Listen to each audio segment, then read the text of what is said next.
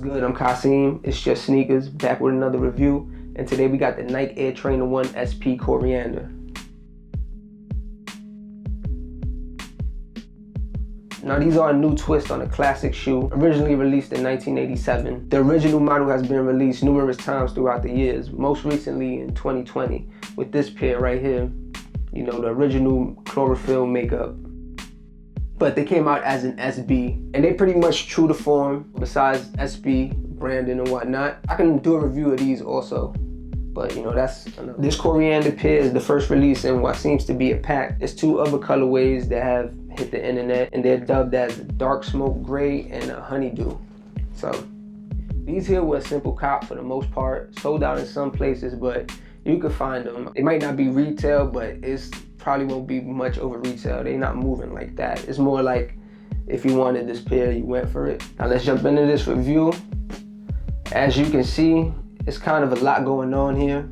There's a number of materials in the shoe. You know, off top we got some suede, some of that 3M reflective material, mesh. We have this plastic gradient canvas on the tongue. So, you know, it's a lot, but it comes together well. You can start at the toe.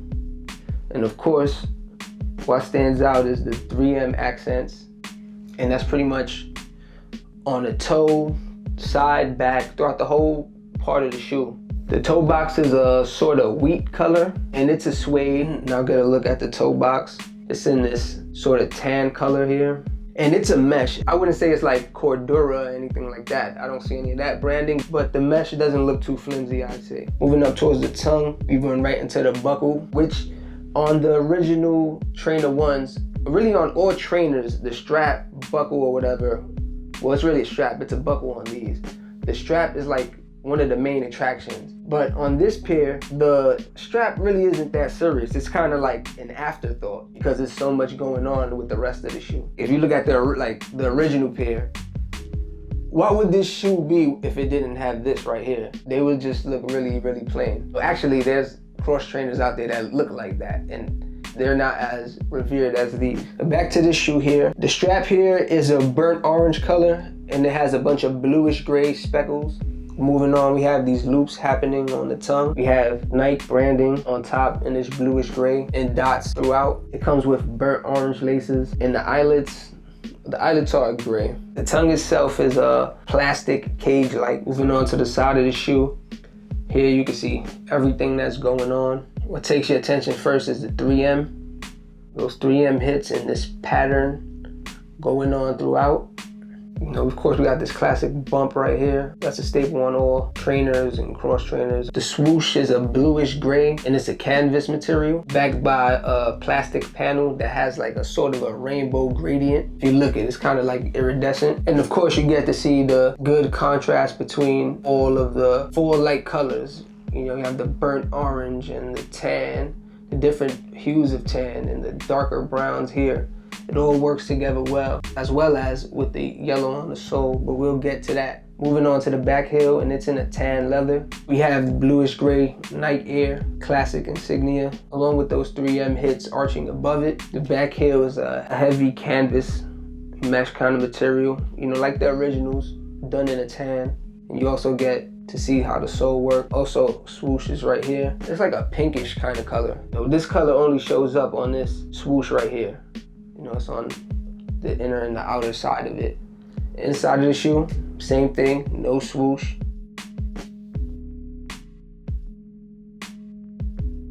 Let's get a look at the midsole. The midsole is this yellowish kind of vintage looking sole. I'm not sure if that's exactly what they were going for, but that seems to be what it is. This sole actually works well on this pair. This almost mustard yellow blends in well with these other Thanksgiving looking type of colors. Take a look at the outsole, you know, pretty plain. You have the Nike, you know, pretty simple.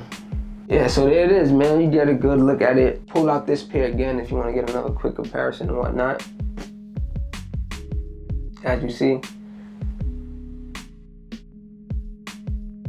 a lot more going on here. Now for sizing, I suggest true to size. For myself, that's a size 9. To give you a point of reference, I'm a size 9 in most Nikes. Besides some Dunks and Air Force Ones, I'm an 8.5. But for the most part, true to size works well on these. My other pairs are also a size 9.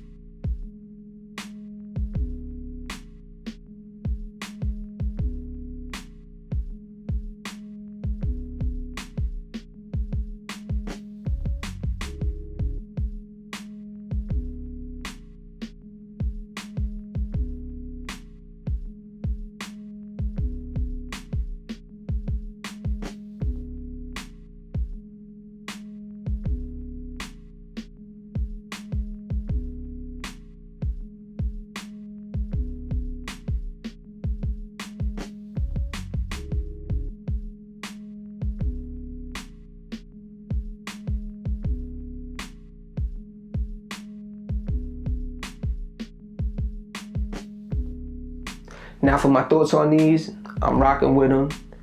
You know, I'm a fan of this silhouette in general. To be honest, I ain't dropped a video in a minute, and it's because no kicks have dropped that I really have felt like copping. January was kind of slow, but it seems like January is always slow with sneakers. I have noticed that. February is when it picks up and a whole bunch of kicks drops. These, I wanted to definitely check these out at the very least, and getting them in person, I really like these in person. I was a bit skeptical of the new design at first. What really threw me off with the new design, I would say, is, you know, the strap, it being more of like a buckle type thing. I wasn't really too into that, and I would say the loops on the tongue. You know, the 3M, I'm not too mad at. You know, it doesn't have to be original for me to like it. But I really wasn't mad at the 3M. 3M actually, that really grew on me. But you know, these loops on the tongue, I'm really not too crazy about. But I will say that they really don't take away from anything. You know, like if you wanted to be extra, you could lace over the loops. You know, that would maybe look funny. Maybe it won't, but you know, it's really not that big a deal. You know, that's just me being nitpicky. But overall, I'm really not mad at this new rendition. And I'm really not sure what inspired it. You know, I guess a replacement for the Travis Scotts or whatnot, but I will say that I like this colorway the most among the three. Like if any of the other two would have released first, I probably would have passed on them. But this pair got me because this kind of remind me of the Trainer 3s, Medicine Ball. Like, you know, that trainer.